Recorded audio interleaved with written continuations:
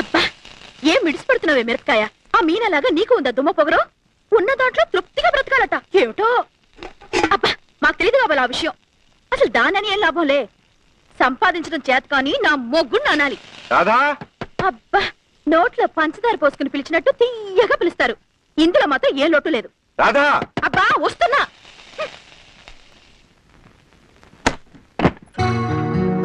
అవును, టంగున ఆరు కొట్టేసరికి టంచనగా వచ్చేస్తారు కదా, ఇంత అలసి ఏమిటి? ఆఫీస్ లో కొంచెం పని ఎక్కువైంది.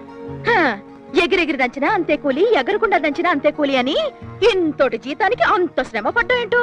నీ సన్నాయి నొక్కడు కొంచెం ఆపుతావా? నడిచి వచ్చాను, అందుకని లేట్ అయింది. అసలు బస్సులో ఎందుకు రాలేదు? ఈ రూపాయి మిగల్చడం కోసం. ఒక్క రూపాయి మిగల్చడం కోసం అంత దూరం నుంచి నడిచి వచ్చారా? ఏమిటో. అరే ఏమిటిది? ఊరుకోరాదా? ఊరుకో.